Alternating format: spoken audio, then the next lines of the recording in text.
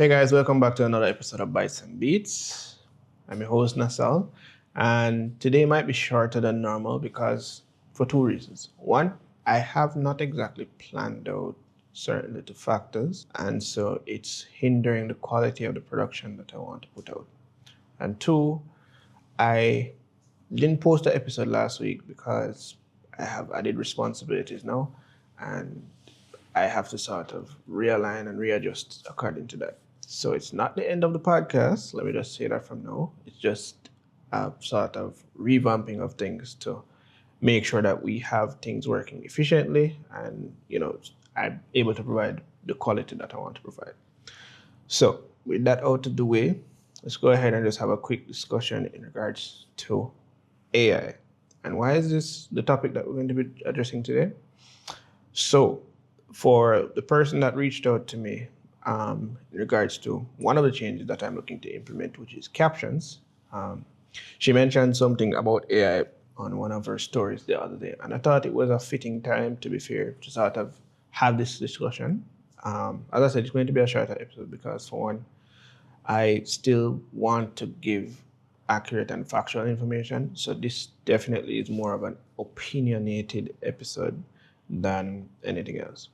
So here we go. First things first is that, for one, if you use AI products, kudos to you, because that shows that you're actually looking to engage with the technology and sort of implement it into your workflow. The problem that I'm having or seeing is that a lot of persons look to make it the one and done type of solution.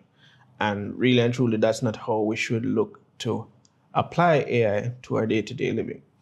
What does that mean? In essence, stop using it like it's not a tool. All right. A lot of persons, as I said, just want it to be a one and done type of situation. But you have to remember that, first of all, it's AI is more or less created by humans. And so it's bound to errors, it's bound to a lot of regurgitating of information that's unnecessary in certain situations. And as such, I believe that, for one, because it's prone to the human error aspect of things, people need to bear that in mind when they're utilizing it.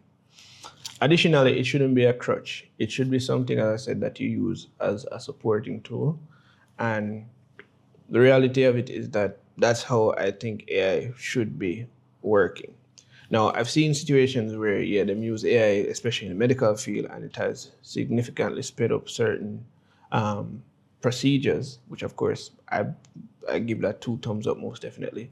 But a lot of persons, as I see, just use it for the fun aspect of it and not in a sense of, for example, looking to enhance a skill set that they already have, or even just to get a general direction for something that they want to take under their belt.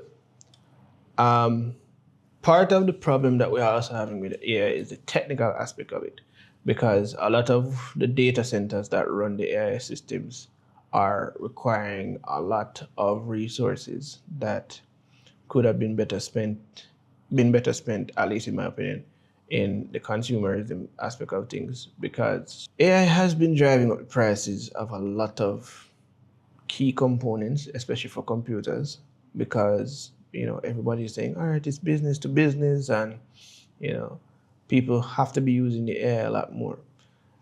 And if you look at a lot of the news like outlines these days, persons are saying that, this bubble needs to burst like yesterday, because it's hindering them from just getting basic consumer parts. And so I implore you, first of all, to do your own research and determine what the best route is for you in terms of what you need and what you will utilize AI for. And as well, just take this more or less with a grain of salt, because the reality of it is that probably even this video, to be fair, there might be some AI usage that, persons might not immediately see or immediately be aware of. And that is why I say that we should use it as a tool and not as a quote unquote crutch. The next thing too is that, for me, a lot of the AI tools are still young in their development, and as much as we have to give them time to develop. We should also be able to be aware of the repercussions of using them excessively, because just tagging onto the crutch factor, a lot of them really and truly don't serve the purpose that you think, especially when it comes to reusing or referencing more accurately other people's work and not allowing for proper crediting. Suno, of course, being one of the biggest ones that has come under a lot of scrutiny for that, and especially in the correlation with mega producer Timbaland, who created AI artists and had that whole situation drag out in the sense that they're saying that the AI artist was using referenced information from other producers that was submitted, right? And so we have to sort of look at the fine prints in regards to these various tools that we have been using from time to time. Yeah. So as I said, this is just my opinions on it, right? And I just wanted to share that in this video. I will ensure to do my research, rightfully so, and continue to get a better understanding of the various situations that I come across. And hopefully I'll be able to share them with you and just make sure that we have this conversation consistently going. I know I'm not the only one who has had this conversation before, but I believe, especially in the Caribbean and Jamaican landscape specifically, we need to have more conversations about this kind of thing, because for one, rightfully so, we are utilizing the same AI software that everybody using, but it's just a matter of how we go about using it and how we also respect person's intellectual property whilst doing so as well. All right. As I said though, people may be using it as a crutch, or even worse, just using it as a one and done type of tool. And rightfully, that's not the approach we should look to take. All right. So I believe that I can more or less end this episode here. As I said, this is just a sort of, I guess you could call a filler episode for those who watch anime, you know what that is. And so when we get back in next week, all being well, we'll definitely have a better discussion on a more interesting topic.